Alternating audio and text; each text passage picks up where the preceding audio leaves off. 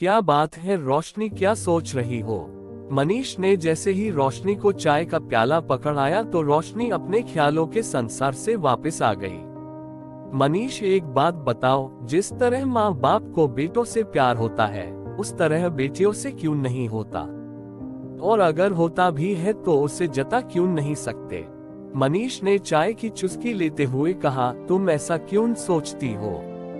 माँ बाप अपने दोनों बच्चों को एक जैसा प्यार करते हैं, पर बेटी पर शादी के बाद शायद वो अपना हक कम समझते हैं। हाँ, शायद इसलिए कभी उससे शादी के बाद ये पूछना भूल जाते हैं कि तुझे हमने हमेशा अपने साथ रखा और आज जब हम तुझे एक अजनबी के साथ भेज रहे हैं तो तू क्या खुश रह भी पाएगी या नहीं? क्या उन्हें ये डर होता है कि अगर बेटी खुश नहीं रह पाए और वापस आ गई तो क्या होगा, हम समाज में कैसे रहेंगे?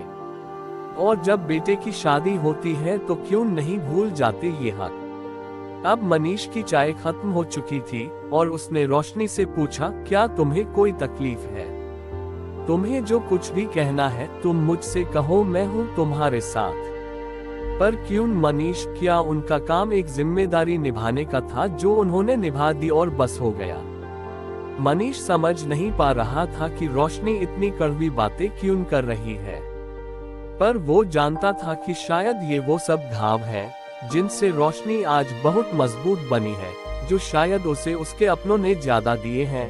आज रोशनी अकेले रहना सीख गई थी और उसने खुद को इतना स्ट्रॉन्ग बना लिया था कि कोई है तो भी ठीक और कोई नहीं है तो भी ठीक। और इन सब में मनीष ने उसकी एक दोस्त की तरह मदद की थी। मनीष को सही गलत में फर्क समझने में बहुत देर लगी थी, पर तब तक रोशनी अपनों से दिए गए घाव हद से ज्यादा सहन कर चुकी थी।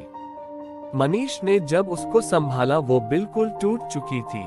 जिसके साथ अच्छा करती गई उसने सिर्फ अपना फायदा उठाया और उसे धोखा दिया। लोग दिखावे के लिए सब थे उसके पास, पर सच्चाई दिखावे की मोहताज नहीं होती।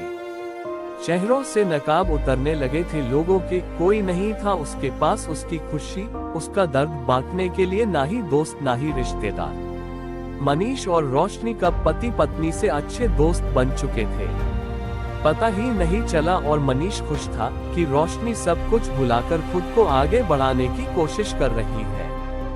लेकिन आज फिर रोशनी कमजोर पड़ रही थी। रोशनी, तुम्हें अपने पास्ट को भुलाकर आगे बढ़ना होगा। जिसने जो भी तुम्हारे साथ किया उससे तुमने कुछ न कुछ जरूर सीखा है। कभी कभी चोट लगनी इसलिए भी जरूरी हो जाती है कि हम अपनी मजबूती को पहचान पाए। पर जितना मनीष रोशनी को समझाने की कोशिश कर रहा था, उतना ही रोशनी कमजोर महसूस कर रही थी। आखिर में मनीष को समझ आ गया कि रोशनी को कुछ समय अकेले में बिताने की जरूरत है, तो उसने कहा कि रोशनी, अभी तुम आराम कर लो, शाम को हम चलेंगे और मम्मी पापा से मिल भी आएंगे। रोशनी जब कमरे में जाने लगी तो बोली, मनीष, मुझे भी किसी वक्त पर प्यार की जरूरत थी और कोई नहीं था मेरे पास। ये बात मैं कभी नहीं भूल सकती। और एक बात हमेशा याद रखना, तुम चाहे मुझे कितना मजबूत बनाने की कोशिश कर लो, पर मैं इंसान हूँ और मुझे भी सबके साथ की सबके प्यार की जरूरत है। और प्यार कभी भी राशन की दुकान पर नहीं मिलता।